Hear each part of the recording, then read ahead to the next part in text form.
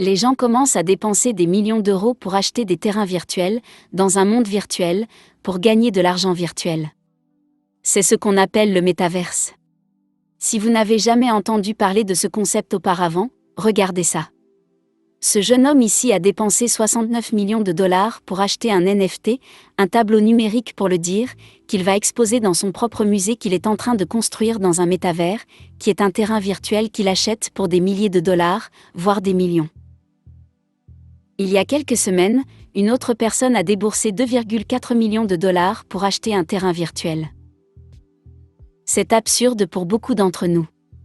Comment on pourrait être assez fou pour acheter des terrains virtuels pour plus d'1 million de dollars dans un monde virtuel?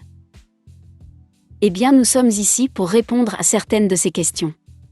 Comment ces gens gagnent de l'argent? Qui vend ces terrains virtuels? Où pouvez-vous les acheter, mais surtout est-ce censé de débourser tous ces millions dans un monde virtuel, qui n'a pas de sens pour beaucoup d'entre nous? Et finalement, nous allons voir si c'est quelque chose dans lequel vous devriez commencer à investir, ou du moins prendre au sérieux. Restez tout le long de cette vidéo et vous allez apprendre. Plusieurs études récentes ont estimé que le métavers peut être une industrie qui vaudrait 800 milliards de dollars avant 2024, et un potentiel futur de 1000 milliards de revenus par an. C'est du jamais vu dans l'histoire. Aucune entreprise publique ou privée n'a atteint ne serait-ce que le quart de ce chiffre. C'est une raison de plus qui justifierait la précipitation de Facebook vers cette mine d'or. Étant un monde virtuel, le métavers est censé être un monde infini. Il n'y en a pas qu'un, il y en a plusieurs. Alors comment se fait-il que l'achat d'un terrain dans un endroit sans limite ait un quelconque sens financier? Eh bien, le métavers partage avec le Bitcoin un caractère propre, celui d'être limité, d'être fini. Contrairement à ce qu'on pourrait croire, le métavers est un monde virtuel fini. Sandbox par exemple est une entreprise créée en 2012 spécialisée dans le métavers. Elle dispose d'une quantité limitée à 166 000 terrains. Elle est en partenariat avec des grands noms comme Snoop Dogg, Ubisoft, SoftBank et OpenSea, et a pu lever plus de 93 millions de dollars lors de son premier tour d'investissement. Il y a aussi une autre entreprise appelée Decentraland, qui a été créée en 2015, qui a également une quantité limitée de 90 600 parcelles de terre. Dans ce métavers, on peut organiser des concerts live où tout le monde peut participer, on peut faire des expositions de ces NFT, et plein d'autres usages pratiques. Regardez juste ces chiffres incroyables que les gens dépensent dans le domaine. Le premier chiffre vient du Metaverse Group, qui est une société canadienne d'investissement immobilier dans l'espace numérique, qui a acheté 116 parcelles de terrain, d'une superficie d'environ 52,5 mètres carrés chacune, pour un total de 6 090 mètres carrés. Ce qui n'est pas énorme, mais c'est à peu près la taille de 3 courts de tennis. Et pour cette quantité, ils ont payé 618 000 mana, qui est une crypto-monnaie qui, selon l'évaluation d'aujourd'hui, vaut environ 3 millions de dollars. C'était la plus grande acquisition de terrain numérique de l'histoire jusqu'à récemment, lorsque ce record a été battu par une autre société appelée Republic Realm.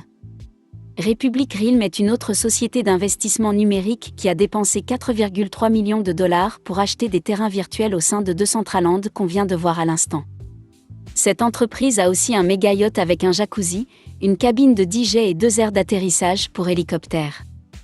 Quelqu'un a acheté ce yacht pour 149 Ethereum, ce qui représente une valeur d'environ 650 000 dollars. C'est une époque folle que nous vivons, sachant que nos parents à l'époque se satisfaisaient d'une petite parcelle de terre agricole pour cultiver. Est-ce simplement une tendance passagère? Est-ce une spéculation accompagnée d'un battage médiatique, ou simplement un vrai potentiel qui mérite au moins votre attention? Si nous comparons cela à des terres physiques réelles, vous commencerez à voir la différence, car les terres physiques semblent avoir un avantage, parce qu'avec ces terres physiques, nous avons des applications dans le monde réel. La terre physique est quelque chose que nous pouvons utiliser pour l'agriculture. Nous pouvons construire des maisons dessus, nous pouvons accueillir des événements en direct. Il y a beaucoup de choses que nous pouvons faire avec la terre. Et la terre dans le monde physique n'est pas infinie. Il y a clairement une quantité limitée de terre, donc logiquement, elle devrait avoir de la valeur. Mais la valeur qu'on pourrait attribuer à des terres physiques est strictement relative, en ce que sa valeur dépend de son emplacement, de sa réputation, et de beaucoup d'autres caractéristiques. Une propriété dans le 16e arrondissement parisien n'a pas la même valeur qu'une autre propriété dans une banlieue. Donc la valeur dépend entièrement de l'emplacement et de la réputation qui y est attachée. Maintenant, quand il s'agit de gagner de l'argent avec les terrains virtuels, la stratégie actuelle, du moins à court terme, consiste à acheter le terrain et le revendre à quelqu'un qui veut vous payer plus cher. Ce qui peut parfois fonctionner. Mais la stratégie à long terme, et la véritable raison pour laquelle les gens dépensent des millions de dollars pour acheter des terrains, c'est qu'ils spéculent sur le fait qu'un jour, le terrain qu'ils possèdent deviendra un lieu qui va attirer des millions de visiteurs. C'est une pure spéculation, un peu comme quand les gens spéculaient sur le fait que Facebook devienne ce qu'il est actuellement, ou que bien avant ça, des gens spéculaient sur le fait que le 16e arrondissement parisien devienne ce qu'il est actuellement. Donc les gens qui achètent des terrains virtuels spéculent sur le fait que leur terrain va devenir ce genre d'endroit. Maintenant, un moyen de faire de l'argent avec ce terrain est de faire payer les gens qui viennent sur votre terrain. Ainsi, par exemple, si vous souhaitez accueillir des événements en direct, vous pouvez faire payer les personnes qui se rendent à cet événement. Vous pouvez également louer votre terrain à quelqu'un d'autre, et le laisser s'en occuper tout en lui faisant payer des frais. Vous pouvez aussi organiser des événements en direct avec des jeux vidéo ou même des concerts. Justin Bieber, par exemple, a donné un concert gratuit dans le métavers le mois dernier, en novembre. Beaucoup de gens sont venus du monde entier pour le voir chanter en live dans le métaverse. Ce terrain a donc des applications pratiques dans le monde réel. Il existe d'autres métaverses très populaires, par exemple CryptoVoxel, basé sur la blockchain Ethereum, qui permet aux propriétaires de terrains de créer des musées et des galeries virtuelles pour exposer leurs NFT. Le jeune homme qui avait payé 69 millions de dollars pour acheter le NFT de chez Beeple sur Christie's a aussi acheté des terrains virtuels dans lesquels il peut exposer ses œuvres d'art dans une sorte de musée. Et les gens partout dans le monde peuvent venir visiter virtuellement. Et lui de son côté pourrait monétiser chaque visite.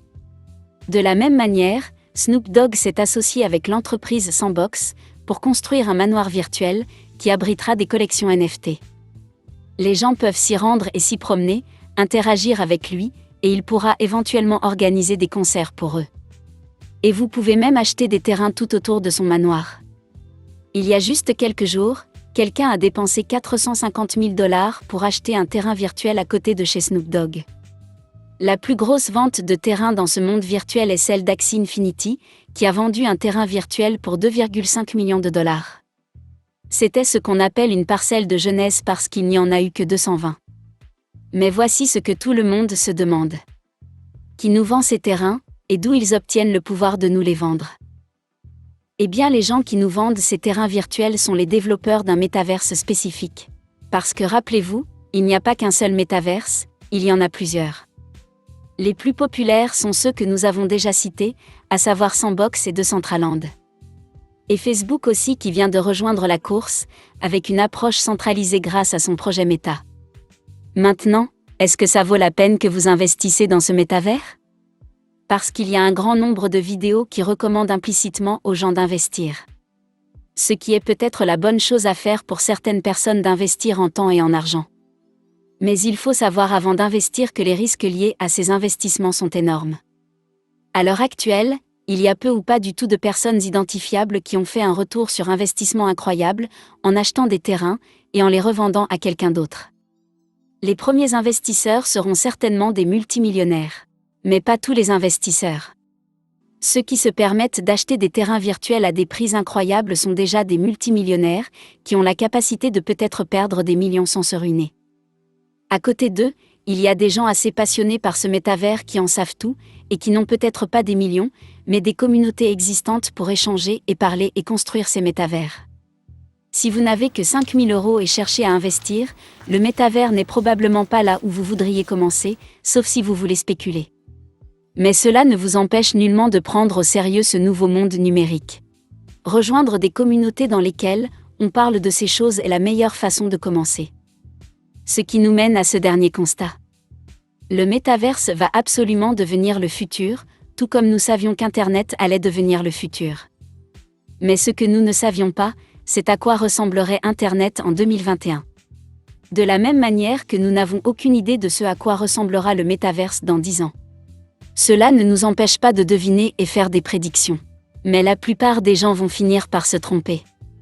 Il est presque certain que les jeunes qui jouent à des jeux comme Axie Infinity et achètent des terrains aujourd'hui deviendront les futurs millionnaires de demain. Selon Grayscale Trust, qui est un groupe d'investisseurs très riches, le métaverse est la plus grosse opportunité jamais vue avec un potentiel d'1 trillion de dollars de revenus par an. À l'heure actuelle, aucune entreprise dans le monde n'est proche de faire ce genre de revenus. Et ces revenus iront dans les poches des gens. Il est tout simplement trop tôt pour dire qui ils sont, et quand cela se produira.